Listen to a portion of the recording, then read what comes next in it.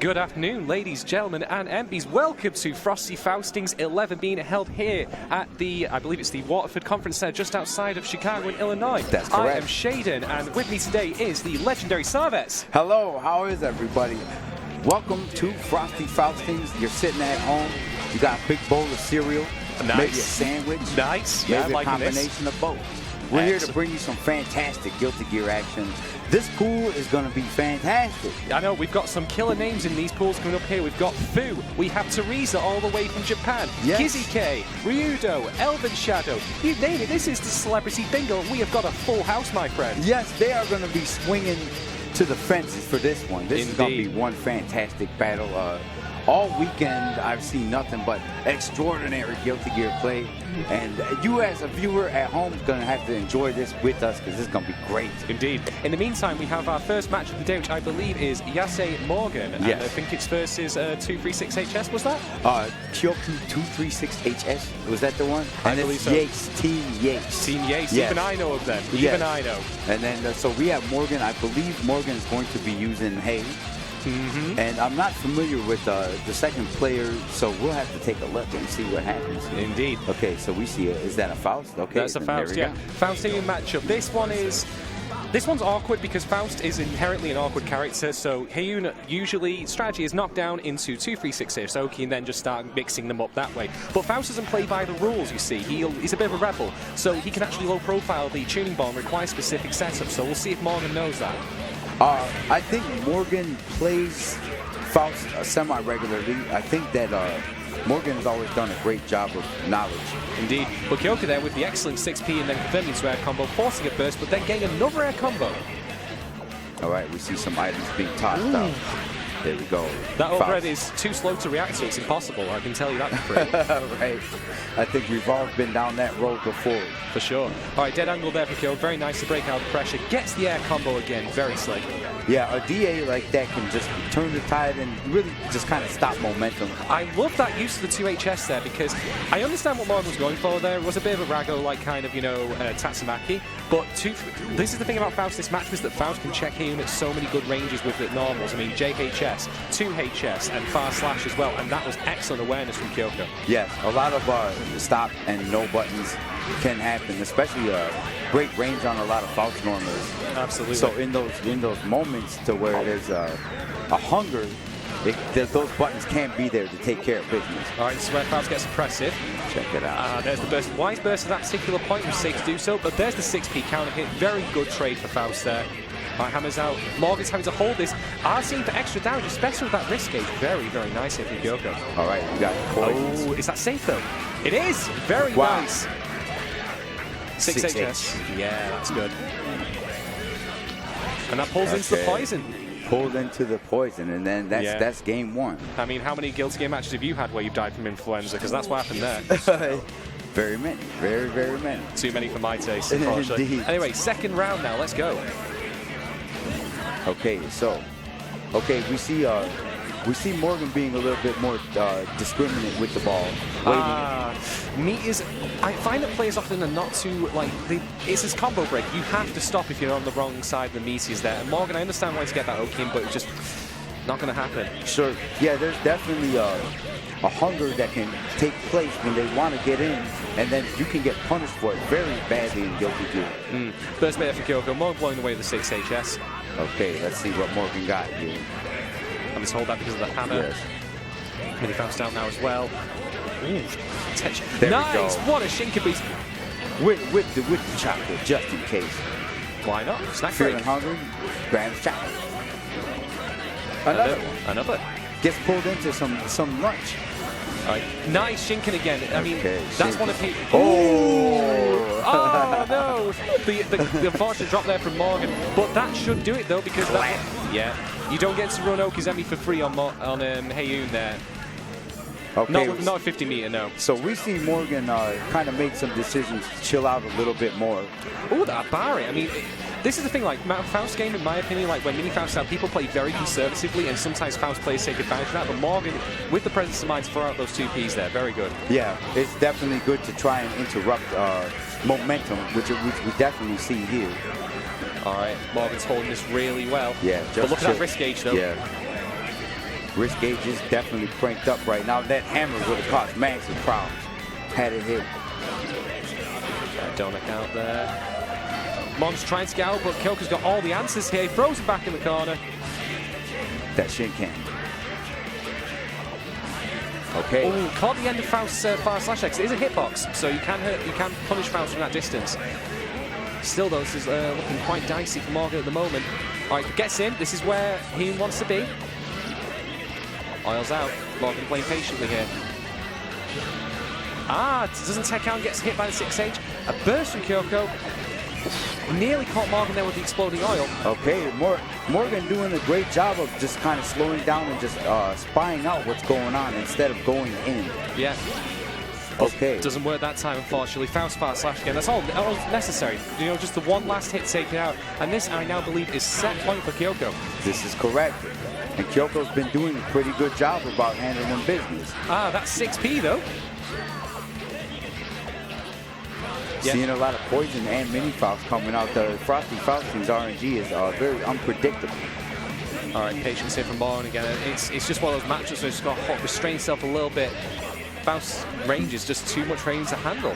Meteor out. Oh, again, not getting the combo, ignoring the combo breaker there. Ooh, that's painful. Yeah, that's a real thing. Like when the meteor comes out, there's definitely a mental countdown that a lot of players have to take in.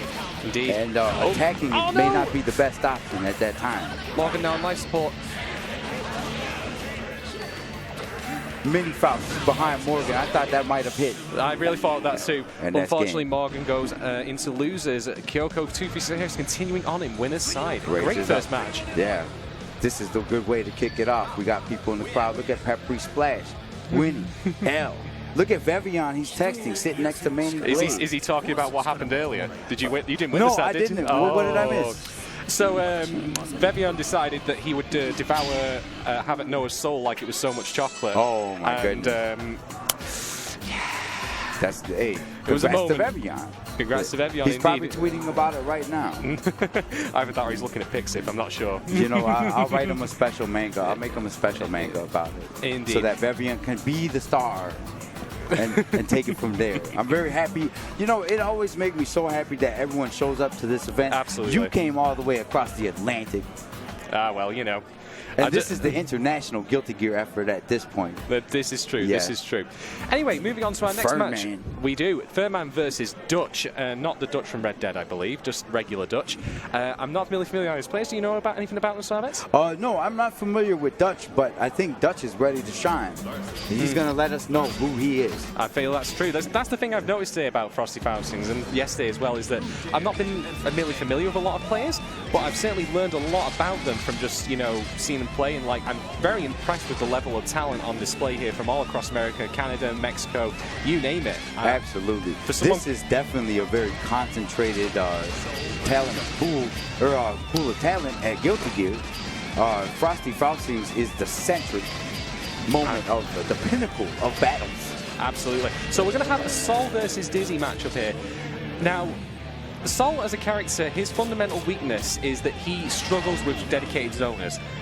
But that being said, though, if he gets on Dizzy and stays on stuff, yep, it's over. So I'm curious to see how Dutch here plays Dizzy's game here to keep Sol away. But that being said, once Dizzy is on top of Sol in turn, it's real dangerous. All right, bubble out, play it safe. You start getting projectiles out. Yeah, absolutely. I figured there'd be a round start airbag dash from the Dizzy player. Indeed. All right, but there's the immediate wild throw. Plenty of risk on this. This is going to hurt. GREATFERNMAN with the great fat. Look at that health bar just disappeared. Jeez. Flushed away. That health bar, oh wow. That's dirt. I love it. Yeah, GREATFERNMAN definitely has a great soul. It all fits in. And big shouts to Fernman for all the translations he's done for the fans over the years. When it comes to patch notes, GREATFERNMAN all day. What a burst bait as well. Wow. Great start to Fernman there. Very well done by Fernman for the first round there. All right, let's see what these adjustments are from Dutch. Now, Dutch had a good start in the previous round where he decided to back off and just get projectiles out, but once Sol's on you, it's difficult. Yeah, he's a hard person to get off you once it's all happening. All right, there we go. Dutch has escaped, and that should be punishable. An immediate burst. Fair play from there from GREATFERNMAN. Dutch seeming a little tetchy here, getting those projectiles out. Ah, there's the matchup knowledge showing itself there with the specific combo for certain lightweights going into Grand Viper at the end. All right. Oh, look at this, just Fernman disrespect. getting great mileage off of that RC to keep the pressure going. Oh, good Abari, but there's still a lot of risk gauge there. GREATFERNMAN fishing for, like, at that level of risk, anything becomes a counter hit. So 6HS counter hit in particular. And look at this going straight for the throw counter hit combo and the damage racking up rapidly. I'm going to be frank with you. I feel that Fernman smells blood and that he's just going to step on the gas until he has a reason to do otherwise. Like finishing this round with a very clean win. He's going to take it off just for a couple of seconds. Absolutely. That was exceptionally well done there. Dutch seemed like very unwilling to just fight back proactively there. Like, I know it's scary against Sol. Believe me, that's why I play him. But indeed. All right, we're going to see dash and dust loop here. No, great beat, but it still hurts. Ow, nice confirm from that. And look at that already. Okay, let's check it out. All right, escapes. That's very good there from Dutch. Needs to start pulling back and just getting some space to get some projectiles out. Get the bubble out. Play it safe. I want to see Dutch start running this back. Let's see if he has a chance to get some setup for him. Ooh, burst there. Nice burst. Good PRC there from Fernman because he knew he whiffed the Kudakero. Yeah, PRC is pretty much the final line. And after that, if you don't hit that PRC, then you might just get punched on something. All right, staggering pressure there. Getting the bubble out again. Okay, I see Dutch trying to make an effort. Nice combo there from GREATFERNMAN, though. GREATFERNMAN with the chill out. He's just standing there. Wow. Wow. Just early tap, JHS tap, tap, tap. in the air dash. Tap, tap, tap. Tap, tap, tap, tap, tap. That good feeling. P, P, P, P, P. All right, this is now set point for GREATFERNMAN. GFM. I mean, I understand what Dutch was trying to do there, but like that particular projectile, especially with Sol's enhanced run speed in 2.1, just sketchy, very, very sketchy. Yes, absolutely. He can close the distance a little bit faster than you're thinking in your head very often. Absolutely. Dutch now in dire straits here, needs to, again, just back off, get bubble out firstly to, you know, make Sol wary. You don't want to run in when either of the bubbles out because it's one of Dizzy's highest combo stars for damage. Yeah, absolutely. I think, I know that Fern plays Roz fairly often in Chicago, so there's some Dizzy knowledge there as well. Yeah. I wonder if he plays other Dizzies on the regular. Right. But we definitely see him doing a great job of the containment, the damage output. Yeah. Dutch seeming very unwilling to throw out his burst there, but that's wise actually. Gold burst for GREATFERNMAN. He really does smell blood. You were right. Yeah, I don't see Fernman really coming up off the gas on this one.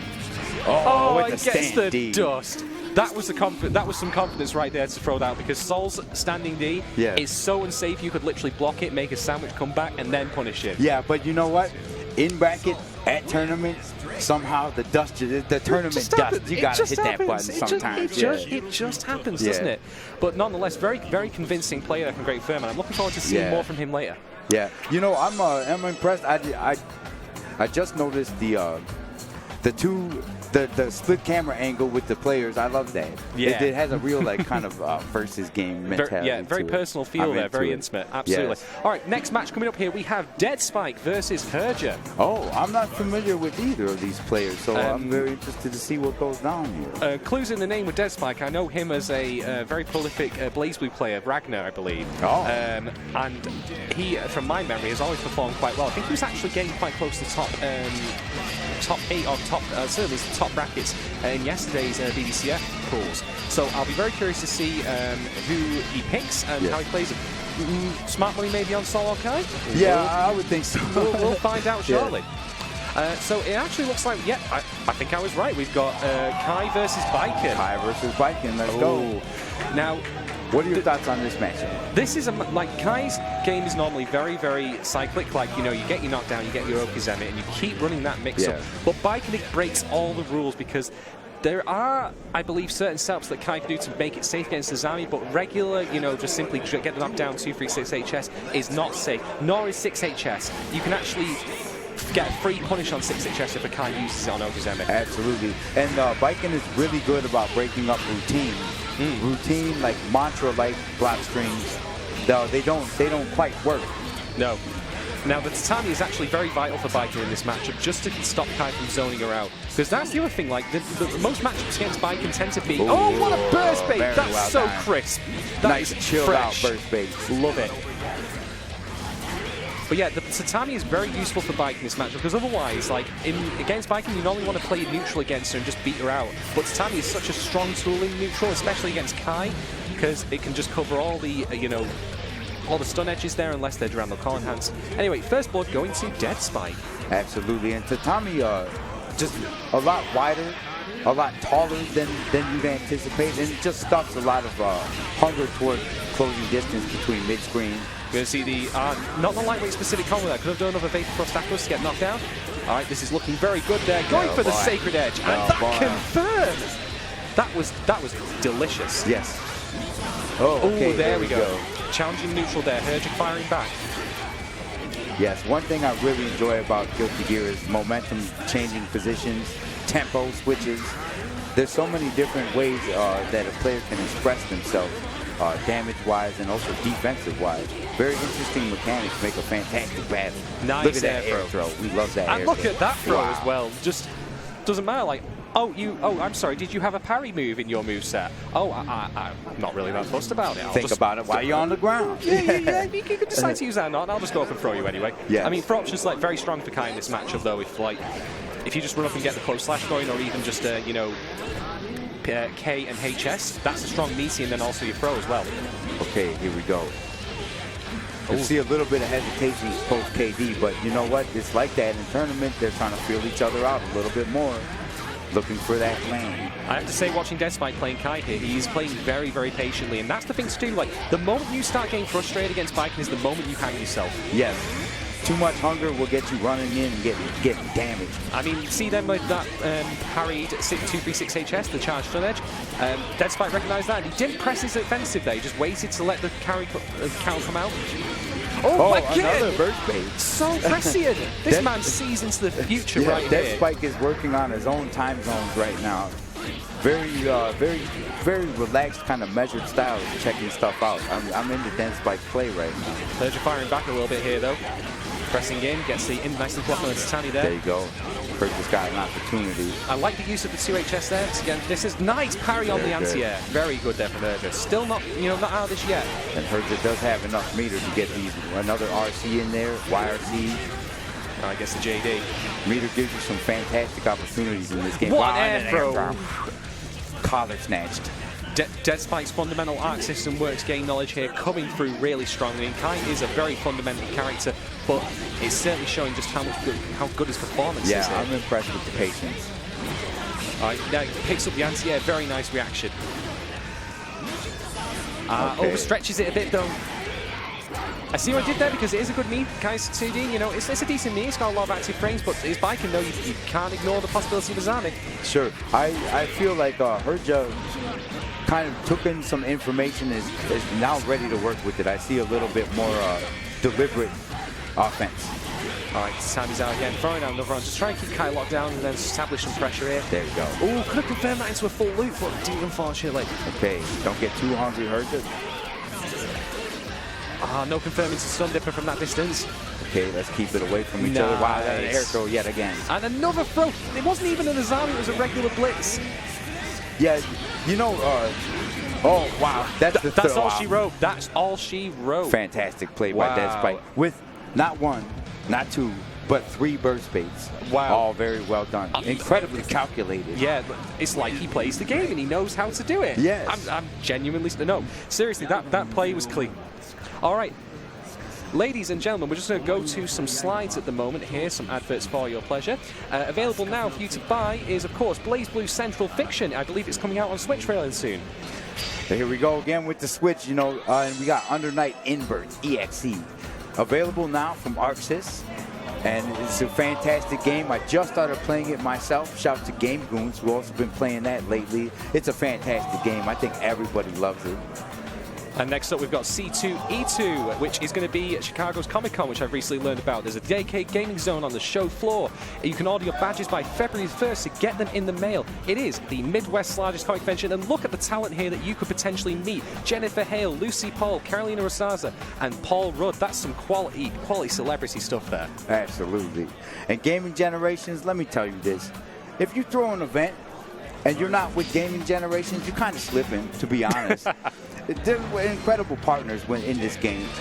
they got the greatest rental equipment and event services. They're always look out for the people. I mean, they're the ones providing for Frosty Faustings, and that to me speaks volumes. Yeah, absolutely. Anytime I see the Gaming Generations logo, I feel like it's about to go down. Indeed. Speaking of going down, we now have another match for you. We have WME versus Ada Radguy. Yes. Winnie has a fantastic sin. I'm not that familiar with Radguy, but we're about to find out what's going down. Absolutely. Winnie's texting right now. With that pre-match side. All right, so I think we have a Sin versus Sol match. Now, this matchup, I can speak from experience, is rough for Sol. Sin's range is just simply very strong, Indeed. and he can control the neutral really well. And a lot of Sol's approach options for beating Sin out always carry a lot of risk with them. I mean, you might think to yourself, oh, so in Beat Driver, I'll ban Bringer. But if Sin's ready with that YRC, you will suffer for it. Absolutely. So it's going to be a question of keeping it bait. That being said, though, Sol has some of the strongest punishes in the game for whiff DPs, and it's no exception here. Whiff Hot Baker, 6 HS counter hit, and you're probably going into losers as a result. Yes. Yeah, momentum can switch very highly. What opportunities do you see with Sol developing versus the Sin match? Well, it's going to really come a question of just the Sin making mistakes. Like, Sin can afford to play very, very patiently in this matchup. So it's going to be up to Radguy to just try and get opportunities to get around. See there, that Bandit Bringer trying to catch out a possible Beat Driver. Okay, here we go. All right, very patient here from Radguy so far. Oh, no, as soon as I said that. That could have been punished pretty heavily. Yeah, got away with that. Okay. That was something. The right stomp. Hey, that move is underrated. From out the corner, yeah. Sometimes you just got to say, I don't want my back to this wall anymore. Yeah. I'm going to do something about it. I see what WNE was trying to do there. We've actually gained the Hot Baker to just punish, attempts to mash out. All right, this is... Oh, no, dashing. Okay. That being said, yeah, had to burst. That was going to be monstrous damage. Yeah, we definitely saw a first check. Looking for the burst after that one, but nothing happened until just after. Radguy now getting a full combo here. Yeah, looking Radguy very crisp. This should probably do it. Beyond. Yeah, very, very good. That right stomp in the corner is actually a very unconventional but useful escape tool because people just don't expect it. It's an overhead, it comes out very quickly if Sol is backs into the corner itself. Absolutely, and he just raises off the ground so fast, like on the startup, it can really catch someone trying to do a low normal or a sweep of some kind. See, and there we go again. It's like he heard me. Sometimes there's that soul communication that we have with the players through commentary. And it's almost nice like they hear us. Nice DP there. Okay. Empty low. Looking all Radguy's thing. Oh wow, almost got him with the grab. Could we confirm that? All right. He's not going to be able to confirm that into anything. Could have got dust into Bandit Revolver, but never mind. Okay, we see Winnie starting to rally a little bit. Yeah, the presence of mind there for that YRC. Seeing that incoming Bandit Bringer was going to be punished by the 6P. Very nice there from Radguy. I definitely see that. I've been paying attention to the food meter, and I'm telling you, he was very close to being empty, and that's something you always got to pay attention to. Indeed. But that being said, Radguy has now actually lost that round there. Very nice WNE, pulling it back from the brink. Eating a little bit of extra food for later. Sometimes we're in the mood for a snack. It's the middle of the afternoon. It's 11s, you know. You know? Okay, there we go. Okay, Winnie's starting to make it happen. I think he's defrosted now. Yes. Okay, we're going to see some guaranteed food after there KD. You go. A high risk but great reward, and it's wise for the WNE to burst that. Okay, here we go. Full take. All right. Nice instant block. He could have punished that quite severely with that instant block then, but unfortunately didn't. Yeah, doing an ID in the air. Oh, wow. Oh, beautiful. Nice that will actually do it. Slap. Slap. I mean, you did say WNE had a good sin, and at first it seemed a bit like, shaky, like maybe just need to warm up a little bit. Yeah. But that result speaks for itself there. Yeah, absolutely. That, anytime I see tournament play, there is definitely a feeling out that can happen, and it happens very often. Yeah. And sometimes it comes across as like hesitant or uncertainty until that they're like, okay, now it's time to strike. Now it's time to strike. And I really enjoy watching people make that decision to flip the switch. Wow, and another burst rate. That's going to be crucial. Fantastic. Nice Abari there with that 2S. He could have confirmed that with dashing, but then unless gets the throw, this is really, really good here for Radguy. Okay, this is Radguy's time to make it happen if there ever was one. What I'm not seeing Radguy doing, though, is getting those instant blocks in against Sin's Elphelt specifically. Sure, because you're going to need that advantage. Exactly, yeah. Even before like Sin was nerfed, it was still vital to like instant block that just to get yourself the advantage and just make it more risky for him to continue pressure afterwards. Here we go. Classic Sin RC combo. Let's check it.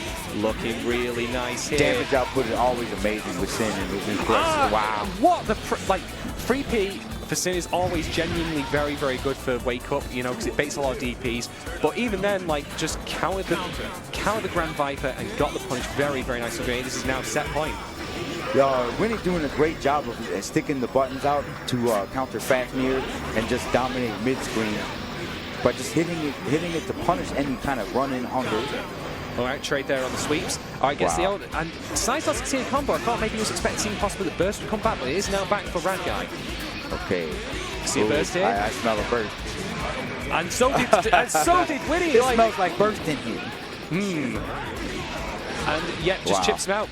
At that point, it's viable for Sin to just start mashing that, you know, follow-up for Beat Driver and just, you know, either deplete their meter or just, you know, actually take them out. Yeah. Very unfortunate. I mean, Radguy had a good start there, but as you say, like when he just felt it out and just brought it back. Yeah, I think Radguy did really well at the beginning of the match, but unfortunately, tides can shift very fast. And I was saying, you see Winnie made the decision, like, okay, now let's get it in. Yeah, and he takes it, so he's continuing onwards there. Yes, absolutely. All right, so next match coming up here, we're going to have SQ versus LHBA Geodude. All right, let's check it out. I believe SQ is still using Sin, so this may be another Sin match. Am I seeing Atashi's there in the background just waiting? Look at Hotashi getting hype over there, sitting next to Dev. He's got his arms up. He's like, I am Hotashi, and I am on camera. What's good? Why wouldn't you? Yeah. Why would you not? If you go to a tournament and you don't sit up front to be seen on camera, there might be something wrong with you. It's good to be seen. You know, I cannot follow your logic there. Absolutely not. I stand on top of a chair occasionally, and I say, "Hey, I was at the event. Look, I got proof. I'm here. Check me out." Yeah.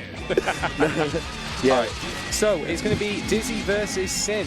So this matchup, like, Dizzy has again, like, she's got to make sure to get projectiles out early, and Sin with his range can make that difficult. If you're TKing bubbles, for example, a Beat Driver will stop that dead.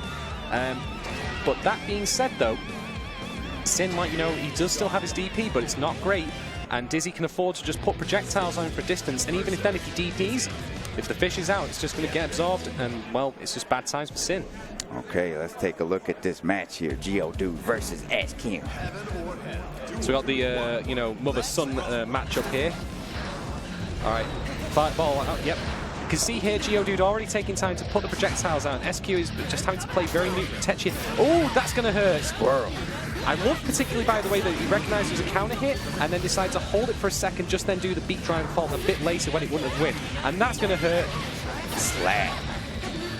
Oh, we can check out the other side. All right, takes time to eat. Very nice. Yeah. Yeah, I'm always impressed with the Sin decisions to eat. It almost reminds me of Chip Find Me, like just those little moments of brief hesitation, eat something. All right, using the Beat Driver RC there to maintain pressure, looking very, very good here for SQ. But what a 2S. Yes. Very, very wise of Geodude to use the 2S. And I could definitely tell that just a spy out, relaxed moment, wait for the air dash, 2S guy. All right, SQ taking a moment there to refill his calories. Again, using that to maintain the block stun and get the pressure there. Very nice from SQ. Takes the first round. Done. All right, let's see the answer from Geodude. Nice. Nice 6P there. Presence of mind from SQ. Very strong. Okay, here we go. This is Geodude's time right here. We see the fish out. Converts into having 6-8. Taking that damage. Okay, look at this momentum shift. I could have sworn that was a burst bait for a second. He seemed to stop attacking, but it didn't play pay off. Now we got DrifterDane, and there's the Rising JH Sin speciality. Yes. Yeah, Rising JH, especially when DrifterDane, that can catch people slipping because the JH may hit him beforehand, cause problems. We still have 4 free spots open. All right, trying 6P. Nearly get caught by the bubble there. Nearly gets caught by the other bubble as well, but SQ holding it. Gets clocked by 6H. That's great. This is Geodude's time now, and he's going to blow him up, and that's it. Round to Geodude. Very well done by Geodude that time. Disciplining SQ there, you know. telling him what's what. Yeah, I saw a staggered run-up throw that ended in 6H just in case the throw would have missed. Looking good. Oh. Okay, backing off again. Geodude now being forced back to the corner. This is a good time for SQ to advance with no projectiles out. Well, that being said, gets caught by the air dash. You see that bubble? The fear of the bubble being popped makes people play passively. Yeah, makes people play passively. And also, you have directions on throw, so you can steer them in whatever direction you would like. Indeed. And now it's actually Geodude's reverse momentum here, but gets the throw. Nice block on the JD there. There you go. Nice escape from Geodude. Yeah. Dizzy's got mobility and an excellent super jump height, like really help her out in this matchup when there's gaps in pressure to escape from. But that being said, now we've gone from one corner to the other, and SQ getting the full sim combo there. Base the dead angle, very nice. Well, very well done.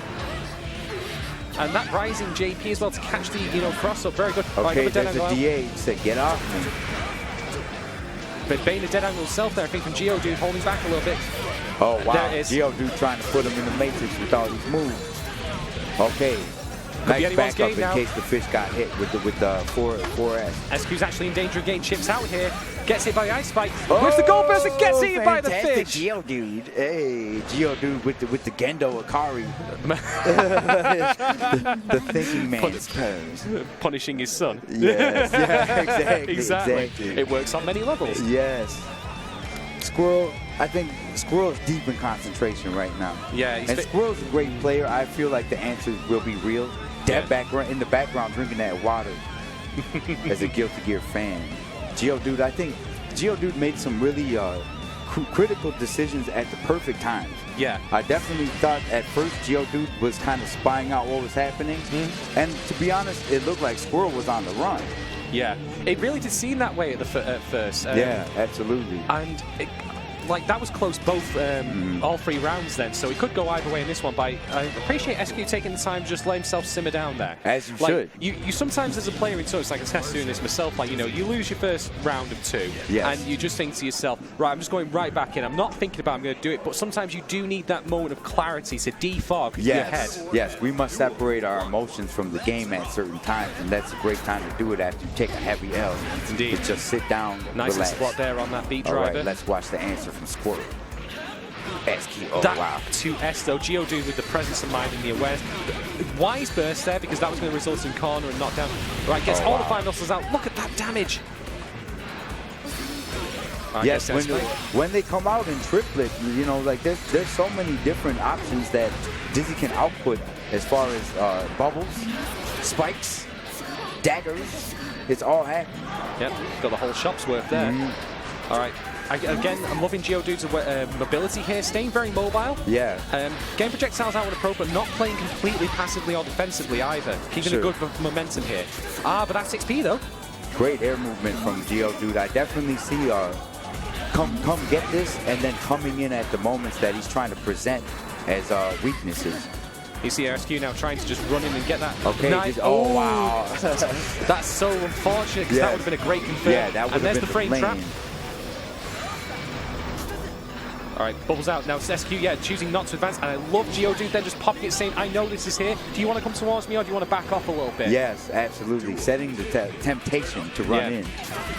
Laying the table there.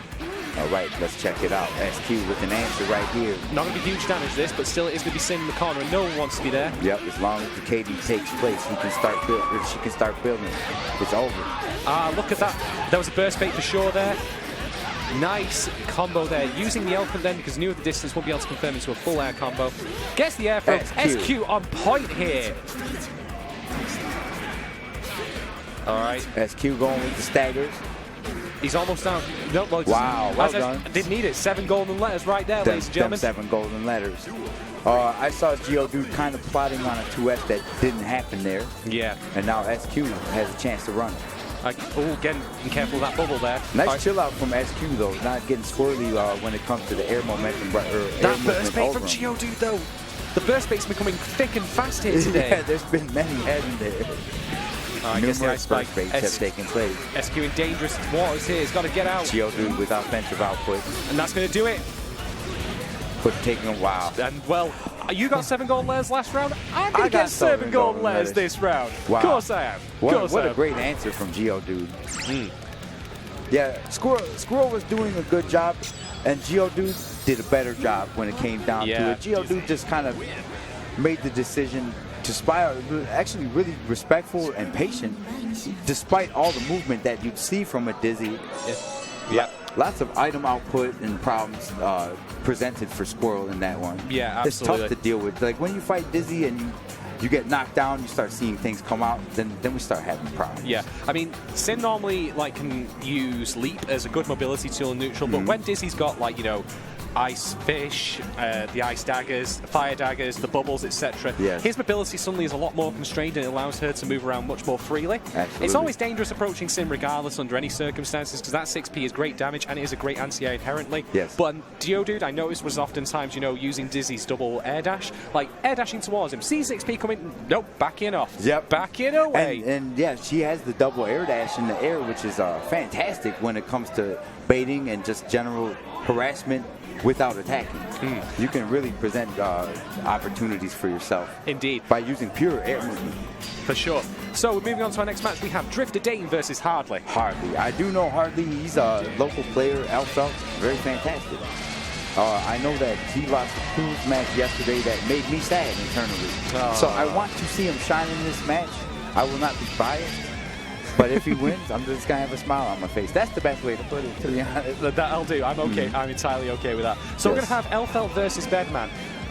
Fighting Bedman for any character is all about making sure you destroy icons proactively. You've got to treat it like Jacko. Sure. And Elphelt has a number of really nice tools to do that. I mean, 5H, single gunshot will clear any icons on that level. Yeah. You've got 6HS as well, which not only apart from being a very good tool to check jumps, will also destroy them as they go. That being said, though, like Bedman, I've played some really strong Bedman in my time, and once they have you in the corner, the icons itself, it's just oppression. Yes. Perpetual oppression all the way through. Yeah, I cannot handle Bedman once items are out and I'm in the corner. He has so much variation and kind of stagger properties to the way that they can come in. It makes it very difficult to deal with. Absolutely. Not to mention Bedman as well. Like shotgun pressure, most dangerous thing Elphelt has in her arsenal. Yes. But Bedman does have a couple of useful options, not least of which is the forward dash, which also acts as a parry. Okay, Scott checking here. DrifterDane getting blown back by a single straight gunshot. Yes. And I love that use there of the the downwards H series there to catch the grenade throw. Yeah, look at that. That's great. That's knowledge right there. That is knowledge of the matchup, absolutely. Yes, that was definitely a hard. But speaking of knowledge of the matchup, that blitz though. Okay, let's check it out. Hartley's got it, man. Okay, the blitz is gone now. Or the burst is gone.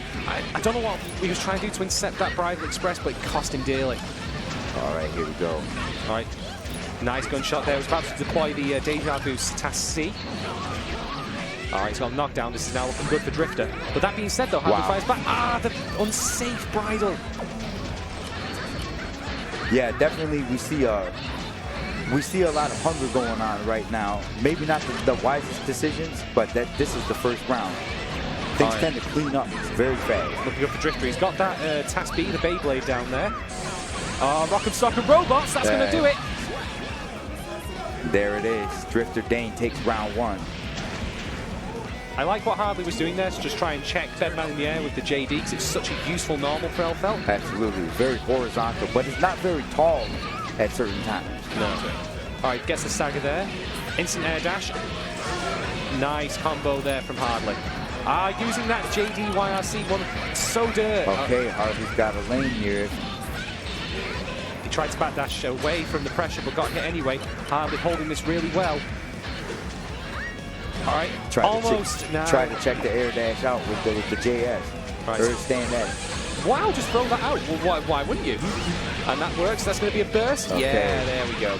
I see that again, because the icon was behind. You've got to maintain the awareness, even if they're off screen. Yeah, and that can be hard to keep track of in scrambles. Drifter with the excellent 2S confirmed there. Okay, Bet Slam didn't connect on that one. Right, Beyblade's in, but manages to second the air, gets a straight hit. Drifter wants to close this out in a major way. If Hardly can play patient and kind of hang back a little bit. I actually I really like the... Wow, quintuple. Nice, wow, the burst. Fantastic, Hardly. That was such a great decision by Hardly, because Bedman was situated perfectly for the 1-2-3 HS series to come out. Also had the Task C icon. So Hardly decided, okay, I'm going to wait for you to come to me, and I'm just going to start sniping you from here. Yeah, and that was, I mean, that was 5 separate snipers right there. and it certainly did the work. Speaking of work, though, DrifterDane puts Harley in the corner, gets the task A. Yeah, I feel like DrifterDane is not happy at the outcome of that last round and wants to make it happen right Bedman here. is still overhead. Okay, the burst is gone now. Oh, that was really unfortunate. He did have the sniper rifle out and counter hit on that 2HS, then would have been great, but couldn't get it. Okay. That being said, got corner. Harley's got a chance to put it down a little bit. You see a little bit of hesitations on Harley's behalf, trying to get in. I'm not quite sure how to do it for a second there, but now we got rolling. He's got meters, so he's going to maintain his pressure as well. Yeah. Look at that parry! And now the situation's reversed. That was very bold parry. Oh, but wow, the throw. That was great. That was a fantastic parry because you really have to put it on the line. Yeah. Say they're going to attack me, I have to put it all right here. betting the farm right there. Yes, absolutely. Harley with the side eye. What's going on there?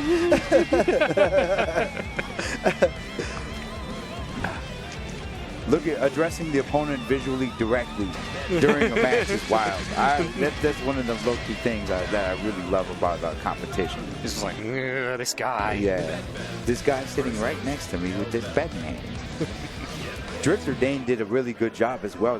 This is a very interesting match. I like watching them battle. The momentum here is just very, very back and forth. Yeah. Like, we literally saw that at the end of that round where, you know, oppressive shotgun pressure, but then got the parry at the right time, just to unfortunately capitalize on it. Yeah, absolutely. And I definitely see a lot of knowledge from DrifterDane in them small moments where an Elphelt could capitalize on knowledge checks.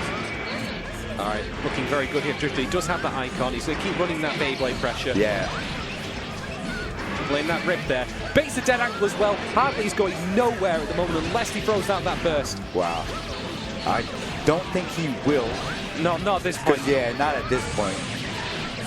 And that will probably do it, yeah. Wow. What a compelling round there from DrifterDane. That was convincing. Yeah, definitely just repeating tasks and keeping them in the corner. And seeing, hey, if you can get out, let's see it. All right, Drifter now getting that 6-speed right. He's gone in the corner. Yep, using that to catch the backdash, gets the bed slam. Okay, real dangerous now with that icon up there. You can't escape, you cannot jump out of that. And teleports in. What a combo beats the burst! Fantastic from DrifterDane. Wow, that was incredible. DrifterDane is making it happen right now in a major way. Yeah. Oh, did I lose that previous round? Oh, I'm sorry. No. Slam. Not anymore. No. Wow. Now we're tied up. Truly waking up there. That was incredible. That was just a sequence of amazing things happening back to back in just a couple of seconds. Taking a critical sip of the hexagon water bottle. Wow, that was something. That was very impressive from DrifterDane. That was a very heavy-handed match right there. What's Hartley's response going to be? Well, he fires off there. Nice burst, getting the breakout there from the bridle when it was safe. And a Bari, superb Bari there from Drifter. I saw a startup with command grab from Harley right there. He wants to try and make it happen on the grab tip. Right. Some more. Nice. Okay, here's the KD that we all desire as Elphelt peoples. And now, nice backdash from Harley. I love how he's using the teleport parry to go through the grenade when it comes, so it's no longer a threat to him. Yeah. That's really, really good awareness. All right, grenades out. Oh, nice close slash there. Such a brutal anti-air. And that'll do it. All right, Harley wins round one. He's firing back. Don't count DrifterDane out, though, that being said. Yeah, absolutely not. I see DrifterDane right now trying to repeat the exact same situation, get 6H down with though. Yeah, he was trying to throw out the slower task A, the teleport variety, and Hartley was ready with the response. Now it's real dangerous here. Shotgun pressure, incoming, no need to Drifter. Wow, he said you deal with this. Yeah. And now it's Drifter's turn. All right, dead angle's out, very nice. Yes. Base that out. That was faint. Okay. Blows him on the grenade. Bait for the burst there. There's the burst. Wow. Okay, the burst is gone. Now that final layer is pulled back, and Harley's got it on the move. Right. That's probably gonna be it, especially with RC. This is it. Match that 5H until it's over. Big hearty handshake. Excellent match. The spirit of players. competition. Yeah. So bright. Loving it. So extravagant and frosty. That was a fantastic match. I'm very impressed with DrifterDane that time. Did a great job, and then for Harley to run that back. Yeah. The game 2 was so profound for DrifterDane. Yeah, that looked very tough to deal with. That they showed such resilience from such convincing matches back to back as well was really impressive. Yeah. Anyway, Anyway, ladies and gentlemen, we're just going to go to some adverts from our sponsors. Firstly, let's talk about Combat. Combat USA wants to make sure you are properly equipped for the 2019 tournament season with this range of sticks and parts and bags. You can save 15% off site-wide by using the discount code FF2019 at the checkout. That offer is good until January 23rd. Get on that. I'm gonna tell you this, the video game gods gave us Windjammers around 25 years ago, and they're about to do it again with Windjammers 2 coming out very soon. Follow them at .emu on Twitter, and let's get it poppin'. Absolutely. In the meantime, we also have more tournament news coming up here. We have Anime Ascension, which is the West Coast's largest anime-only fighting game tournament. Large. It's tons of dedicated time and attention for anime competitors specifically, and there is $6 grand in prize pools. Hey. $6,000 for Guilty Gear XRD, REV2, BCF, and Unis. Do not miss out on that February 15 in the Atrium Hotel, Irvine, California. You know, when I'm sitting at home, I like to check out Season 3 of Chicago's weekly tournament series. They run 5 different games every week. And the winner of each game at the end of the season gets free entry to Combo Breaker. You notice the continuity between Frosty, Combo Breaker. Yep. All these things, great things go down in Chicago. Super Saturdays. Make sure you tune in. Yes. All right, ladies and gentlemen, we are going to be going to a brief 4-minute break here, I believe, at which point we'll be coming back with more pool matches. I hope you've all been enjoying. Please do not adjust your internet browsers. So far, it's been so spectacular. I'm so happy that you're here. My We're pleasure. here at Frosty's, and it's all happening. Go make yourself a sandwich. Keep it going with us. See you in a sec. Ladies, gentlemen, MBs, welcome back to Frosty Faustings. We're here covering the K-Pools. I am Shadon, and with me is the legendary Sarvests. Yes, hello. We're about to get right back into it. Our first match will be Kizzie K versus Kayloud. I know, even I, like, you know, for someone from across the pond living, you know, in ye olde England, know who Kizzie K is. One of the strongest, if not the strongest, sim player in the entire Americas, as I understand it. Yeah, absolutely. He's been ascending very highly over the past two years or something. I watched him go from, hey, Guilty Gear is fun and I'm playing it, to just really started turning on the juice and dominating, winning stuff all the time. Fantastic player. And then we also have Kayloud, Chicago's very own Millia, who is very, very good. So this is going to be a monumental battle no matter how you shake it down. Absolutely. Kayloud's going to be, he's going to want to get on with Kizzie K as early as possible because Millia just absolutely crumbles under any sort of damage or extended pressure, which Sin has both. But look at that confirmed with the 5P. Great emergency anti-air, one of the strongest in the game. All right, Kayloud wants to keep the pressure going. All right, not choosing to go for the disc then instead. Ah, nice jump out from Kizzie. Elects to eat. And then, oh, this is going to be the scheme right here. This is going to be heavy. That's probably it, yeah. If not in damage, certainly in terms of game, the knockdown to the corner. You'll see a dead angle there. Kayloud getting out. Right, uses the turbo fall. Very nice. Very well done by Kayloud to make that escape and also get the air grab. Kizzie with the confirm. That should do it. Wow. Yeah, everything is so critical to escape the corner, especially Sin versus Millia. The damage output can be so phenomenal that every opportunity to escape is golden. All right, Kayloud there, not going. All right, that's going to hurt. Doesn't go into a bigger confirm than that, but nonetheless gets knocked down. And anyway, this is where Millia shines. Nice jump out from Kizzie. Nice throw. Yeah, very, very good in awareness to know that neutral jump would be the way out of that hit. Just going to rinse those beat drivers, going to send home that damage. Okay, and here we go. Voltaire. Nice block on that overhead there. Again, we see the jump HS from Sin after Voltaic Dane to try and catch him slip. What a rising JP there, very, very strong. Okay. And Kizzie whiffing his burst, and there's no confirm from the 6K. That could be crucial for Kayloud. That being said, he's got the disc now. Kayloud said, how about this time? How's your 50-50 game, Kizzie? Can you guess? 50 meter, 100 meter there, using PRC. Very nice there from Kayloud. Kizzie now back on the offensive. Going to see a dead angle at any point. Nope, using faultless instead, losing a lot of meter. Okay, and now Kayloud has a great advantage here with the food meter being so low. And definitely going to take advantage of it. Nice. Very well done by Kayloud. Very, very dicey there at various points. I mean, I can see that Kizzie's definitely showing a lot of knowledge about Millia jumping out of the discs when they're not YRC. Ah, nice.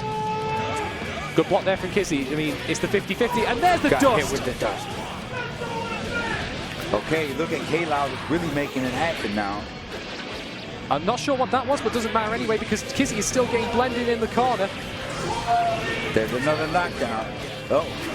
I really like that from Kizzie, actually. Taking the air, YASE, just giving himself like a second to just properly assess the situation. Yeah, you definitely want to create additional time to kind of collect yourself. Nice block, Kayloud holding this. That is a lot of risk, though, and that's not going to deplete quickly as far as Millia is concerned. I see that burst, but I think that was like a burst for options. Like that. Kayloud, chill out. The roll under. That being said, look at this. We got some pretty monumental damage and a KD right here. Base the busy not DA bait. He didn't capitalize on it. Absolutely. Ooh, that's dangerous. And Wow. Kizzie takes it just about. Wow. Kayloud looking, just psyching himself up. Wow, that was. It looked like that was Kayloud's game to take right there. That was tight. That was tight. It was so close then, but like I could just see like the very layers like which they were operating. Like when's the dead angle coming? When's the burst? When's the jump out coming? Everyone's slowly peeling it back and we're trying to take a look at the next layer and beyond. We're Nice doing them like combo. onions. Hey. Oh, do it again. All right. Okay. Now Kizzie's got the pressure here. Ouch. But that being said, the fact that that risk was so high, that counter hit then actually saved Kayloud because it blew him out of the corner. All right. Kizzie taking a moment there to get some food. There's the beat driver. Pressure's starting again. That's going to hurt.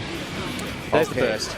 Now that's a really wise burst actually, because had Kayloud been able to capitalise off that, Kizzie had already used a lot of his calories. But unfortunately, this looks like it could very well be Kizzie's game here with that damage, and just gets the JS. And there it is right there. The JS seals the deal. Now we got Kayloud. Let's see. I'm anticipating a little bit more defensive play and just kind of spy out a little bit, but you still have to go in and make it all happen. We were looking for this KD, but Kizzie says no. Kizzie with the presence of mind, and he confirms it as well. That's going to hurt. Takes him on a ride from all the way to the left to the right. Yep, Kizzie running like bar delete.exe there. Okay, let's get it, Kayloud. Let's take a look at what's happening here. Nice. Running the Millia playbook page by page here. Long way to go. You see a dead hand for Kizzie. He's holding it. He also, I should note, has barely any calories left. He's going to take a moment to eat. Stalls a bit of his defensive momentum there. Wait for wow. No. Kizzie K. Kizzie K with the W on that one. I feel so bad for Kayloud then, because I don't think there was much he could have done, really. I mean, absolutely. It would have been beat driver into, I'm going to hit something, this matchy one, and that would have been the end of it. But at that distance, it was just... Yeah, at that distance, it's kind of like they have the opportunity to just see what the opponent's how they're gonna react to it. But with so much space as well, Yeah, you feel like you might want to. It was worth a shot if nothing else. Yeah. All right, next match, ladies and gentlemen, we're gonna have Fu versus Bonbei. This is gonna be something else. Yeah. I love watching Fu play. Absolutely. Fu, I was saying to you off cast, was. Even I know of him. I've actually commentated his matches before at the Otaku 2017, and the thing that I always remark about Fu is that Haehyun as a character, like, you can feel compelled to use a lot of gimmicks of like the Goomba Stomp, the cross-up JD, Indeed. all that sort of stuff. Fu doesn't care for any of that. He just plays clean and with strong fundamentals. Yeah, absolutely, and he's really good about just being rhythmic with it and just kind of keeping it going. Spying any opportunity that the opponent wants to escape, he will have that second and third layer. And I've seen him do it time and time again with Kum. So that it always impresses me. This player is fantastic. This is true. But that being said, Bonbei is an Axl player, and Axl, I would argue, has the advantage in this matchup.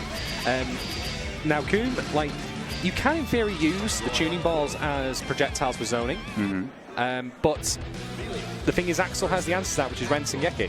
And am I tripping, or is Fu using Millia? I think it's probably a button check if I had to guess. Yeah, I figured. I was going to say, like, I hope, if Fu had his morning coffee yet. I took my eyes away from the screen for a second. I'm like, this is not the Fu right now. Nope, get a button check in there, folks. Absolutely. So, it's going to be curious to see how good Bonbei's, reactions are with Axl for going for the correct choice of anti-air there, because, like, Kum as a standard approach for a lot of times is usually jumping in the air, double jump even, and then going into the falcon kick, the downwards axe kick move, which is difficult to punish if you don't know what you're doing. But Axl, of course, has a lot of strong answers to that. We've got 2S, for example. Yes. His normal anti-air is 6P. So we'll see what happens here. But it is Fu we're talking about here. This man, I imagine, probably has his own Axl experience, or at least knowledge of the character. Yes, I'm pretty sure Fu fights Toki on a semi-regular basis. Well, there we have it then. Yeah, and Toki's a very strong Axl as well. All right, let's see how we go here. Yeah, so let's take a gander. Round start. All right, immediately backing off there from Bonbei. Operating Axl's optimum range there, which is just about 3 support character whips away. That's going to hurt. 5H is a huge start for Axl. I mean, Haehyun has one of the best defense modifiers in the game, and still the life bar just evaporated. Yeah, that was a little bit more damage than I anticipated off of that opening sequence. That was pretty real. All right, Bonbei returning back to neutral. Back at it. Very, very nice here. This is looking very convincing here. Sure. And Fu with no meter either, so he's in danger of being chipped. This is probably Bonbei's round unless something quite drastic happens. Indeed. Well, there's a start of it at the very least. Fu holding that. All right. Can't confirm that though because the way that hit. Dead angle from Bonbei. Nice DA to have the opportunity to just close it out. That was some next level thinking there because Fu correctly guessed that the Thunder Shower chain was coming, instant blocked it, but then Bonbei was like, I saw the instant block and I decided to throw the bent now. Yes. Okay, there's a 6-8. We got the ball. All right, yeah. Even Axl Low is in the corner, still operating optimum range for him. Now that's the 4P wonder that is Haehyun's 2P there. Okay, Fu's getting it started. Drops combo on characteristic for Fu. Right, there's that 2K. That's plus, you have to hold that. You know, I'm really impressed with Bonbei's round 1. Let's get this going. Gets the Sparrow Hawk looking really nice here. Yes. Yeah, again, Bonbei, he knows where to be. Fu's definitely trying to find that lane, but yeah, Bonbei's doing a great job of being respectful of anyone trying to come in and just letting the normals do the work. Yeah, not overextending himself, not falling too far back. He knows exactly where he needs to be in this matchup, and he's holding it perfectly. Let Fu himself. Now, this is a game changer, though, because the Sun, the enemy stand there, it stays out even if Haehyun is hit. So Renson is no longer a viable option for dispelling that. It can be quite dangerous to throw it out randomly. So it might be more of an idea for Fu to throw it out more often once he has 50 meter. Ooh, I like that. I like that. That was a safety thing there, because it's like, I'll catch you, and even if you block it, I'm not, unsafe there. I'm not punishable because I've got the tuning ball out. Indeed. Yeah, it's good to have that extra layer because you can still get hit, and then it'll work out for you. Oh, that's gonna hurt. That was very cool. Okay, now look at this. Wow, right into the ball. Unburstable as well. Yes. Another great benefit of that. It allows Haehyun to run some quite funny combos. They look pretty silly, yes. But the benefit of that is you can't burst them. Even if you did manage to get a burst out, you're probably not falling into it anyway, and then you'd be stuck. Yes, I feel like Fu's going to step up the offensive tempo, and I want to see how Bonbei's going to deal with it. All right, nice instant blocking there from Fu. Just shimmering forward. I like that. Slow but gradual approach. Very methodical forward movement. And there's the opportunity. Ooh, I like that. Okay. Closing the distance and kind of getting him into the corner slowly. I like what Fu tried to do there, but he ran out of meter, so couldn't unfortunately faultless the Rensengeki. Look at Bonbei being nice and patient, just going to try and spy him out in the air with some of those great normals. I mean, how many times can you say, I'm in the corner, but I don't mind being here? Right. He's going to charge it. He's going to, yes, he's got the yes. Yes. What? Oh, all right, what is going on? Yeah. Yes to what? I didn't realise there was serving spaghetti here.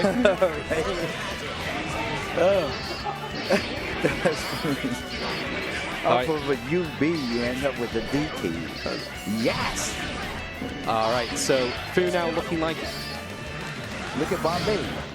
Yep, takes out the tuning ball before it even gets summoned. Now, this is the game changer, so this is where Bonbei now is going to be on the back foot. You can see him jumping back there, holding it. Well, good DA by Bonbei. That was brave, because that still could have taken some damage there.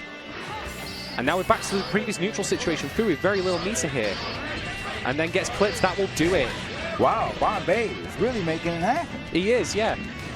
Like this has been very interesting because I've seen a lot of momentum shifts, and now I see Bonbei wants to punish that hunger.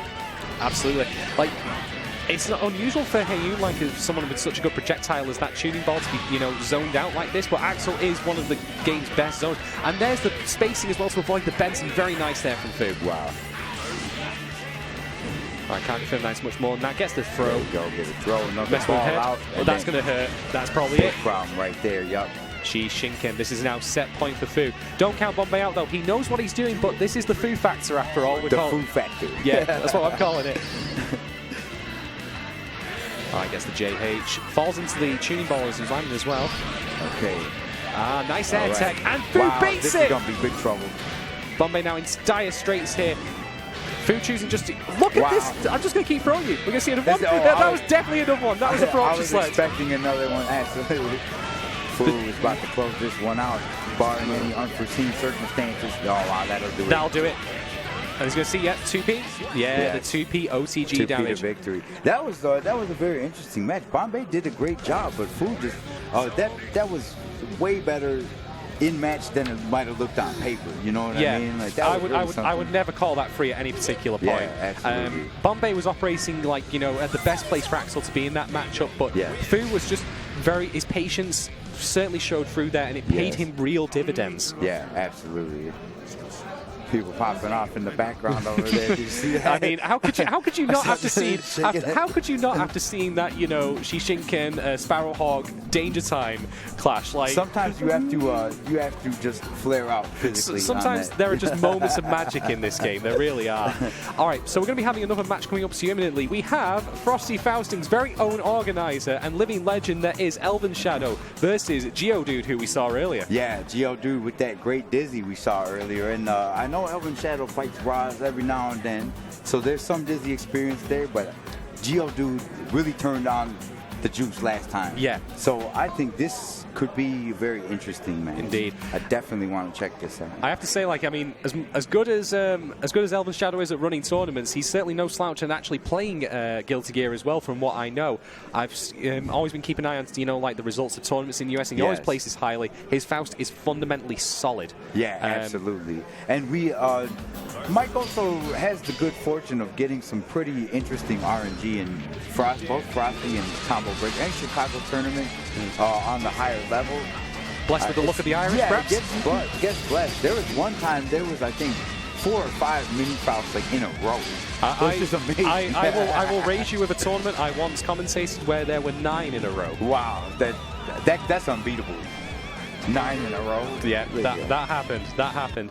So this particular matchup, like, it's difficult for Dizzy simply because, again, Faust's great normals. We've got the Fire Slash, we've got the JHS, we've got the 2HS, and it would be wise for ElvenShadow to proactively destroy the summons as they come out, like the Fish, for example, unless it's the Guard one. So we're going to have to see how good his presence of mind is at just recognizing, is that the Guard Fish or is that not? If it isn't, I can take it out.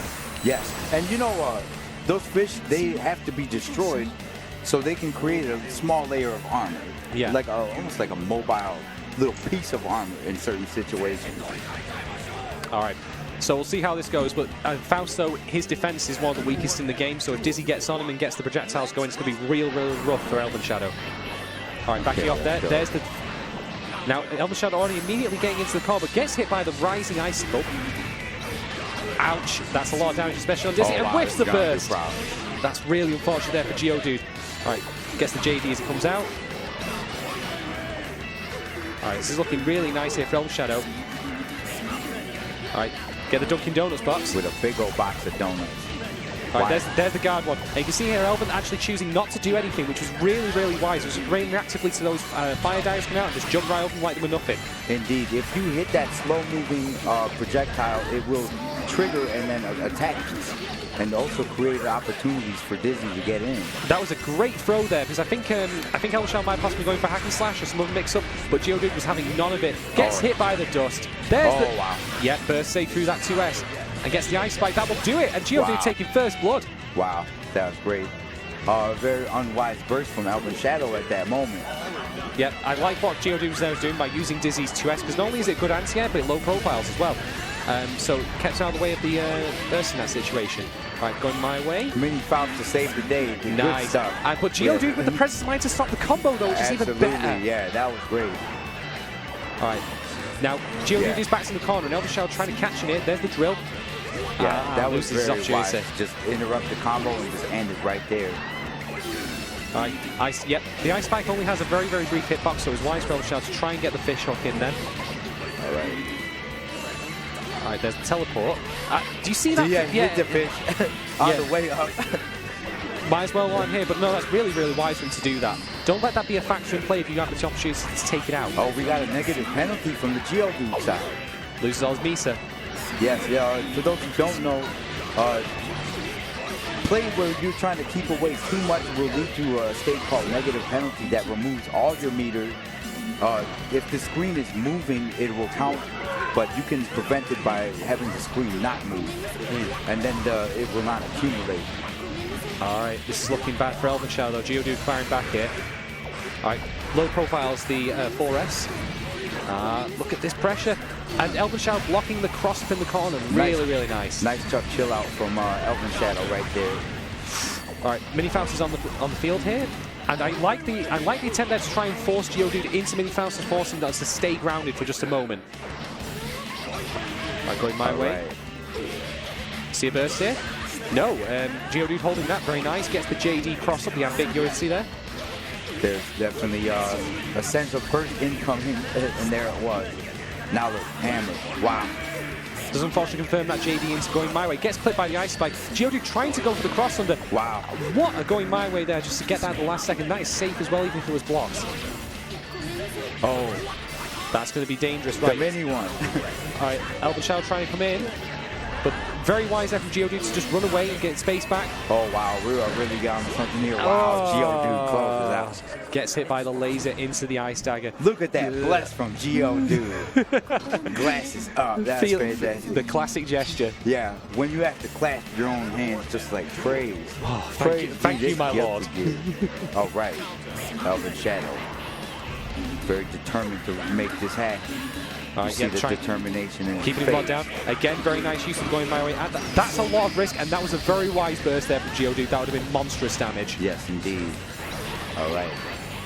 ElvenShadow really wants that containment. All right, going back to neutral here. All right, the guard now throws the bomb back, but ElvenShadow wisely reacts and jumps over all of them. All right, poisons out. Nice 2K. I'm not sure what happened there with that whiff, unfortunately. All right, stagger pressure going to see over it. Nope, holding it. RC's continued pressure. There's the drill cancel. Okay, we got an opening right here. I was not able to spot what item that was. All right, there's the bubble. That's going to be good damage. All right, confirms this knockdown. ElvenShadow trying to throw a bomb back. Gets hit by the fire dagger. All right, yeah, he's got blocks on there, so he resumes his pressure. Gets the 2K going my way. Very, very nice. Okay. Nice burst bait. Good, yeah, great bait from Geodude, and now Geodude is going to try and make this happen. All right, there's the laser, but the poison ended up breaking the combo. All right, Ice Spike's out, and then firing more daggers off. The thing is, even if ElvenShadow blocks those, he's still locked down in the air. All right, gets the fish. Are we going to see a burst here? We're not. There it is. Very nice, very nice. Good to conserve the burst just in case things get a little hectic next round. Geo is certainly one up, so he can afford to, hold that just a little bit more. Yeah, absolutely. There's definitely like a kind of conservation thing that takes place if you're ahead a one match. All right, so we return back to neutral now. Fireworks are out here, so Geodude's going to have to hold that for just a moment. And ElvenShadow making that right. Meteors are out. Meteors, yeah. Right, and Geodude, I love it. He got in and he thought, right, if I have an opportunity, I'll use it. But since he blocks, I will back off and leave it. Yes. All right, throwing out that fireball there. All right, the fish caught ElvenShadow there, so Geodude going in, but gets hit. All right, with 100, keeping at 100. Another meteors, okay. And then Geodude again backing up. Actually, yes. wow, and stayed above it. Like, well, that was impressive. That's knowledge right there. Yes. That is absolutely. What a block! Very nice. Like that can be so sketchy. I saw like a dash momentum preserving that air height on those meteors. Wow, great bait. All right, bounce pads out. Whiffs the teleport there, and now this is looking dicey for ElvenShadow. Gets hit by the dust, and we're going to see a burst. He whiffs it. Oh, wow. YRCs. Still some more help to go for Dizzy, though. And there's that JD, and almost confirms it. Yeah. Oh, no. Real dicey here. ElvenShadow. Wow. Caught by the rising icicle. Geodude with the rising ice. Wow. That black hole pulled her back from the conversion. Absolutely. So this is now set point for Geodude. Is he going to, is he going to beat the tournament organizer? I wouldn't be wise doing that. I reckon you might want to throw it. Yeah, you might get kicked out. Nice faultlessing there, and gets the 2S. Excellent confirm. All right, ElvenShadow being locked down in the air by those summons. Nice jump there from Geodude. All right. ElvenShadow reacting there, knowing that they had been hit by a combo before. Faust is on the way down. Rising JH. Oh, the hitbox from the scalpel was still out. Indeed. That's going to hurt. This is looking real dicey now for ElvenShadow. All right, Mia's are out, so Geodude's going to... Nope, he uses that as a moment, and then chooses not to continue the combo. Really, really nice from him. All right, Fire Wheel's out. Trying to get a Rising JD just for that hit. Elven trying to go in. ElvenShadow looking for that one lane. Gets hit by the JD. This is do or die time for ElvenShadow, and he's almost out of meter as well. He's in very dangerous. Wow, and danger of exploding. Geodude Geodude's super solid. Really, really impressive there. Well, yeah, that was a great play from Geodude. Yeah, the awareness, like fighting Faust at any given time is always a question of the opponent's awareness. Like, what items are out? Is there a mini Faust out? Is there a meter out? And what separates you as a player from when you fight Faust from just being able to struggle to do it well? We'll talk about it later, but in the meantime, let's talk about Kwamba. You can get yourself an exclusive Guilty Gear Obsidian designed by the creator of Guilty Gear. Praise be to Daisuke. That's a beautiful stick, by the way. It looks amazing. Yes. You can get 15% off site-wide by using that discount code I mentioned earlier, Frosty FF2019 at the checkout. Go to www.kwambausa.com or www.arc.com. And here we go. Don't miss the dedicated gaming zone on the show floor. You got to get your badges February 1st to get it in the mail. This is Midwest's largest comic convention. It's going to be a great time. The 10th edition, by the way. Chicago Comic and Entertainment Expo. Indeed. Also not to be missed is, of course, the Skullgirls Tour, something that I've seen so many people be so passionate and driven about. There's going to be free online tournaments with prizes and offline tournaments supported by pop bonuses. Do not miss out on that if you're a Skullgirls player. Absolutely. And guess what, you guys? Super TSB is coming up. This is going to be one of the wildest tournaments. The competition is always monumental. Top talent from all over the world. And speaking of top talent from all over the world, what an amazing segue that was. Yes. We have Teresa from Japan, the world's best jam player, joining us here, fighting hardly. Teresa versus Hardly. This is going to be great. Teresa's always so impressive with the jam. Yeah, the tech I've seen, like there's something about like the way Japanese players respond, like develop these little minutiae, the small things. Like I saw Teresa, for example, with the parry. Do parry into the punch, the key punch. Yes. And then just uses the throw instead. That's the mix-up right there. And I'm really, really excited to see what Teresa brings to this tournament here and now. Let's check it on out. By the way, thanks for watching Frosty with us. We're having a great time here. Hope Absolutely. you are at home. Indeed. And there's still going to be plenty more Guilty Gears come along the day, as well as other finals. I believe we'll have Unist and BBCF Top 8 coming later on. So definitely don't miss out on the remainder of Frosty Faustings this weekend. Absolutely. This is going to be great. All right. I think the button check is just concluding now. Okay.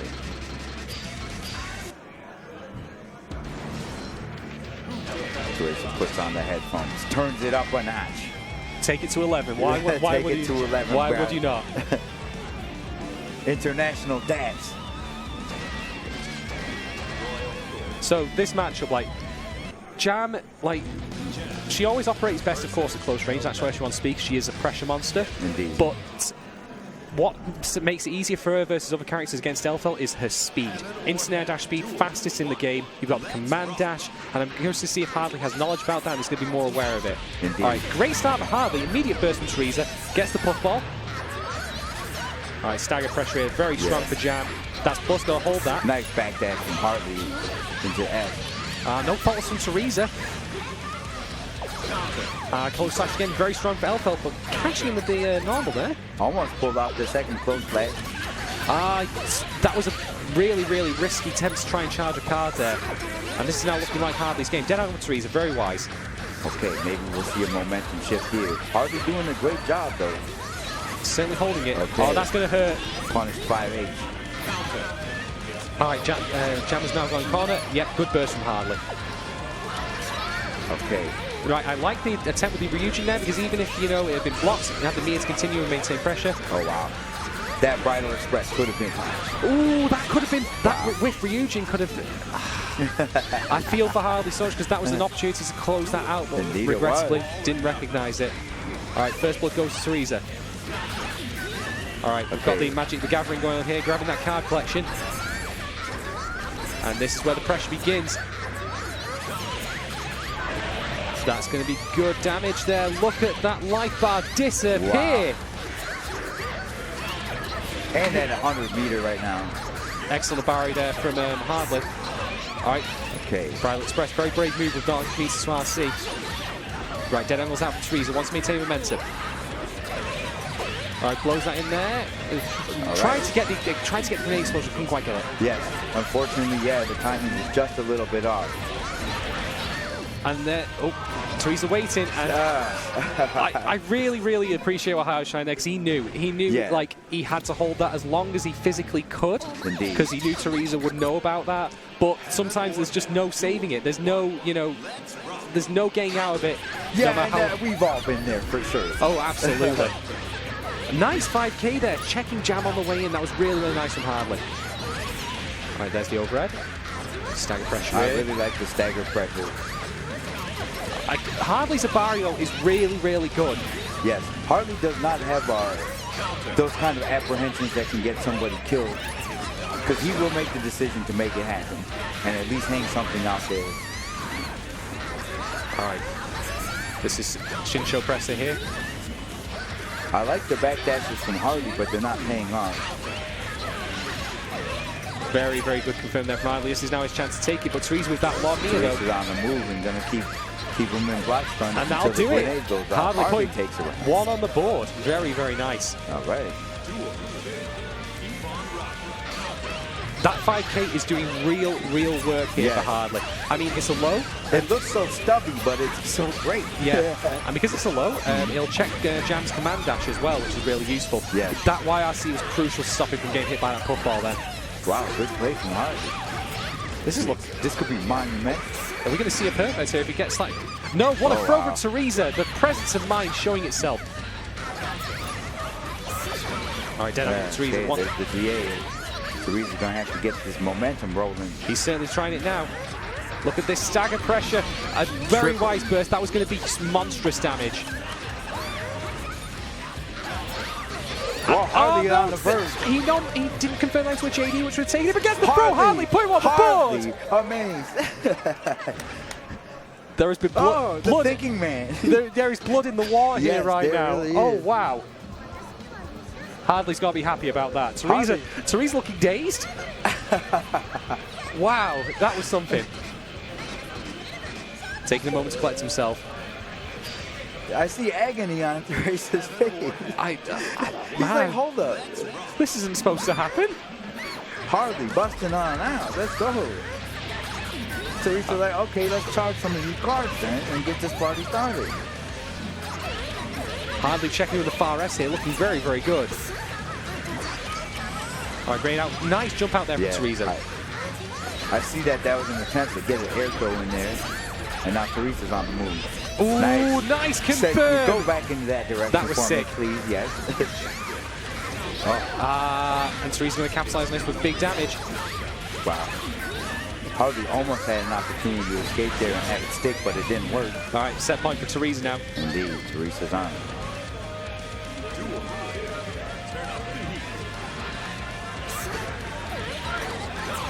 All right, nice anti-air. Saw the cross-up incoming. That's Teresa's presence of mind showing itself. Great patience to have the 6P come out on the other side, especially when there's an air dash going right over you. And base the burst as well. Teresa on prime position here to take this game.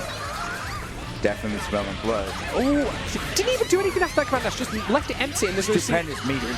See the Fausting show? No RC's Fausting show, but that'll do it.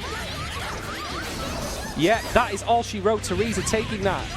That was a very interesting match to watch, and the handshake is real. Yeah. The competitive spirit alive and well. Much respect to Hardly for taking that game there, because I have to say, like, from my perspective, I knew I was up against someone like Teresa or someone from the US who is known to be a strong player. That in itself can be quite intimidating. Yeah, I'd run away. I'd probably lose immediately. Yeah, exactly. I'd run away, then lose. And then say I beat him. Just kidding. Well, yeah, that was a great match. That was impressive. I'm very impressed. Hardly. I watched Hardly come up through the Guilty Gear, and he's always been good, and he just keeps getting better. Now he can say, I took a game on Teresa. On tournament as well, on stream. The record's out there. Yeah, the record's out there, and no one could tell him otherwise. Absolutely. Anyway, we're going to move on to our next match now. We're going to have Dead Spite versus BXA Sway. Sway with another jam play. Check it out. Sway said that he needs to make it out of pools, and there was a centering that he took place in, and I feel like he's ready to put it down. Yeah. This, by the way, is losers finals of Pool K2, so this is do or die time. This is sink or swim. Okay, then here we go. Losers finals. All right, so we've got Kai versus Jam, I believe. So, Kai versus Jam, like, this... Kai can control neutral really well in this matchup. It's very, very good for him, but that being said, though, Kai cannot afford to start throwing out, like, stun edges randomly without 25 minutes just because of Jam's speed. Absolutely. Command dash straight through that, if it's not, you know, YRC, or even the instant air dash, it's incredibly dangerous, and Jam's damage output is not to be trifled with. Indeed. We have to see some really deliberate movement and not hanging anything out there, because Jam can just be where you're at very fast. Absolutely. And closing space. All right, let's see how this goes. All right, yep, opening bit of zoning there. Getting the long range normal. Nice 6K. Trade. No, I really like what Dead Spike is doing here. He knows full well that if Jam tries to throw out that command dash, his 2S is an amazing answer for it. But doesn't unfortunately use it that time. He gets the throw. And there, you see what I mean? You cannot throw out that fireball without YRC at that distance, because otherwise Jam can just instant air dash over, and you are now in dire straits. Absolutely, and she'll just be right there. All right, Sway looking really solid here. And parries it! Wow! The amazing. The technology! We are bringing you the future of Guilty Gear here, ladies and gentlemen. Or at least Sway is, that's for sure. Sway's on it. That was on his own level right there. I was really impressed with that. Let's go. That's going to be huge damage. Oh, whiffs it, unfortunately, but never mind. He is still battering Dead Spike in the corner here. Good burst there from Dead Spike, using it at the right time with the Ryujin. No punish on that free HS, but then gets the overhead Yakirin. Going to the corner. Full damage, optimal, crisp and clean combo there from Sway, looking really nice. Wow. Dead Spike was looking for a little opportunity there, but then got hit with the IOH. Yep. And Sway just doing the reset 2D, the cheeky, you know, closeout. Why not? Yes. Sway's into it. I want to see this answer from Dead Spike. Dead Spike is definitely a smart guy. He can easily make it happen. Now again, using that to catch out Jam's command dash, and that's good damage as well, plus momentum. Oh, the whip, Yakirin. Not sure what Sway was doing there, but he's now pulling the OK. Nice Abari. Definitely saw a throw attempt there off of the stagger. Right, RCing that stun dip to make it safe. And yep, there's the IAD again. Ooh, okay. Good burst. That was going to be big damage. All right. Dead Spike with the life lead here. But Sway's got a ton of meter right now as well. All right, Sway backing off now that grind is out. That Yakirin cross-up, so good and so spontaneous as well. Oh, okay. Yeah, hold this. That's dead. Oh, wow. That's very dead. That's like 10 times dead. That's when the killed. first came out, that was a bad feeling right there. That's killed to death right there. All right, this is now Sway's set point. Hang on, or else this is going to be Sway. Sway backing off there. Drifts in, nice pro tech. Doesn't unfortunately confirm that 2S into stun dipper, but now we're back to neutral. And Sway taking too long to throw that card out. Yeah. Actually, I think Sway was just kind of counting on a little bit more time. Oh, Ryujin starter. That's good damage as well. Okay, start steering him around. Nice air throw from Dead Spike, so good. Yeah. Dead Spike definitely saying, hey, this ain't over yet. Let me get one of these rounds. All right, it's too far away to get a Vapor Thrust finisher now. Dead Spike gonna hold this. He blocks the Yakirin, but unfortunately doesn't punish it. And trades it. It'll do. It'll do.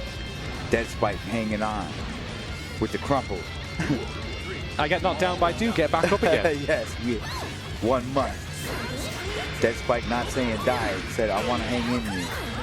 All right. There's the trade. Now back to neutral reset here. Again, using that 2S really, really well. It's such a good tool for catching that command dash. Trade again. DP's out. I see what he's trying to do there. Getting the air tag 2H, but Sway just had it right. There's the cross-up DP. That 2H would have been the move, too. Superb damage there. Sway, base the dead angle. Wow. This is Sway's time. Dead Spike still with meter, but he's in dire straits here. Let's see a burst here. Tries to parry the burst, but doesn't quite get the timing of it right. That's going to be it. Gets the puffball. Sway going on. Very well done by Sway. He has indeed, as you said, escaped his pools. Yes. He made it out. Look at that. You saw the arm shaking. He said, yes. I did it. I did it. I did the thing I said I would do. Yes. You gotta love that. Oh, that was excellent to watch. Yes. Welcome to Frosty Faustings. I'm Indeed. here with Shadon. It is I, Sarvests. We're having a great time. Absolutely. Sway just got out of pool. Well, there we go.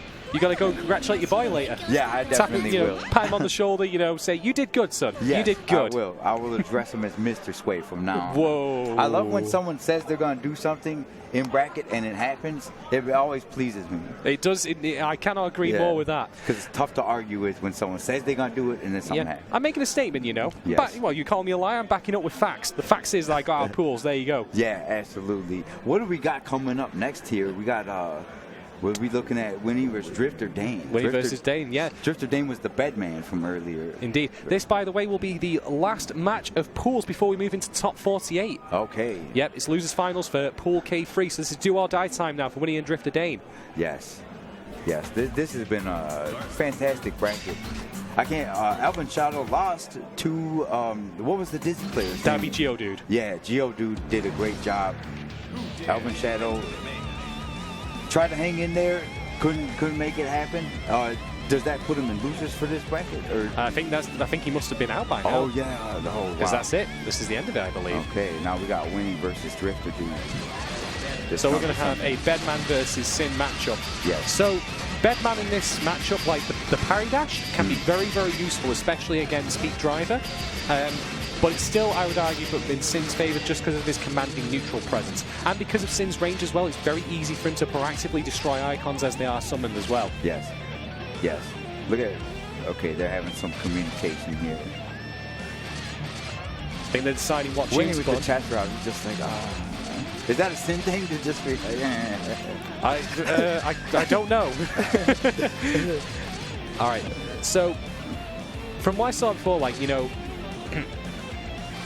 sorry, just to correct something that we earlier said, ElvenShadows was indeed a winner-side match. and both go out. Both went out. Oh, so that's right. We have the format where 3 get out. So yes, then that's we're correct. Okay. Indeed. Fantastic. Okay, So he might not send Geodude out of the tournament just on the legality or anything like that. That'd be nice. That was a fantastic. I'm very impressed with Geodude's play today. Yeah, he's been very, very Wonderful solid. stuff, Might try and get some casuals with him later and just see how badly I get beaten by him. Yeah, indeed. That's my favorite thing is we show up, we take our lumps, and then we come home with thoughts like, hey, we got to get better. This is true. I love that. I'll certainly be doing that when I jet back across the pond. Yes, competitive spirit never really goes away. We don't have a choice, For sure. Not All right. yet. So, I really want to see DrifterDane destroy stuff again, because when I remember that match between him and Geo when he had it on lockdown, and when he had that second one going where he just had all the icons out, all the good stuff going. Yes. I really want to see more of that again. Absolutely, and it kept repeating when he had him in that situation, so was not afraid to get rhythmic with it. All right, when he's in again, I like I like DrifterDane instant blocking that Elphelt, and catches the backdash with that 6H. Very, very nice. Can't confirm that with a close slash. Misses the confirm. Nice forward dash out there. Very, very crisp. Oh, went for the anti-air right there, but did it a little bit too early. And there's the 6P. Gets it. First is gone. That was actually really wise, because not only does that push Bedman away and get Sin out of the combo, because the icon was there, if he had been knocked down, he could have continued that into bed pressure. All right, nice bit on the dead angle. That will do it. That was great DA bait. Can't possibly get much more damage out of that. But that being said, I think when he's in a really bad place, he's probably going to get chipped out, or just at least gets hit by 3HS. First blood goes to DrifterDane. Yes. You saw the run start up trying to escape from that 3HS, but that's why the 3HS exists. Nice and spotting out on the Elcon. Drifter knows. He's got that knowledge. Drifter being very patient. Seems comfortable to be in the corner and pretty wise about escaping corners as well. I see what he's trying to do there, get that cross into JD, but he hadn't actually expected to be hit by the bed, so that's why it was with. But anyway, this is looking all good for DrifterDane here. All right, bed's out. Keeping it distance here, just deploying the, the orb there.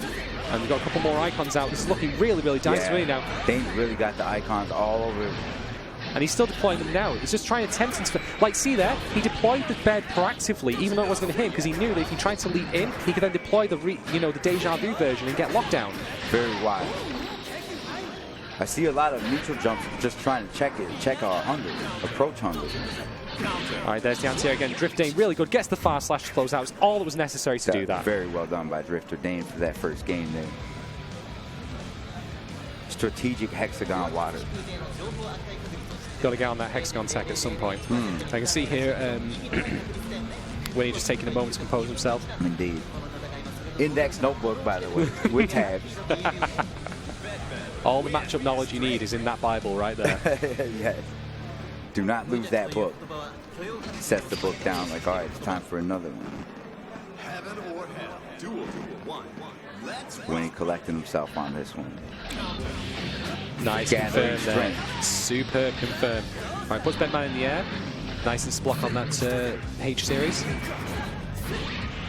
Oh, very good. Doesn't confirm into a bigger combo. And there's the blitz. Goes across under immediate burst, and when he knew that was dire. Very wise to get that food in as you can. Once they kind of break formation and get to opposite ends of the screen.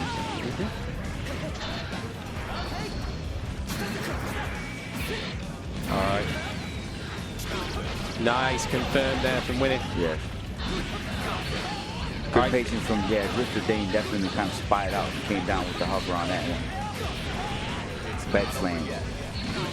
Looking really good here. And there's the bed slam, and he's stunned. That's it. DrifterDane set to take this game. Yeah, DrifterDane really making this one happen. And I definitely figured that there's going to be a lot less trying to see what's going to happen. I think DrifterDane just wants to close this one out heavy. And he could pay for it. All right, going back to neutral here now. DrifterDane in the corner. Doesn't unfortunately confirm off that JD. The patience from Winnie, though. He's not out yet, though. He knows some stuff. And patience from DrifterDane gets the blitz. And the whiff burst. That's really, really bad. This is looking exceptionally dangerous here for Winnie. Oh, wow. Gets the throw. Oh, it's not going to kill him. The icons out. Wow. Nice jump out there. And the burst bait. Winnie not done yet. He had to unfortunately pause to get some calories. Indeed. If he's going to rally, that was definitely a good way to get it moving. That's going to do it, but though. But that's going to do it. Very compelling performance there from DrifterDane. Indeed.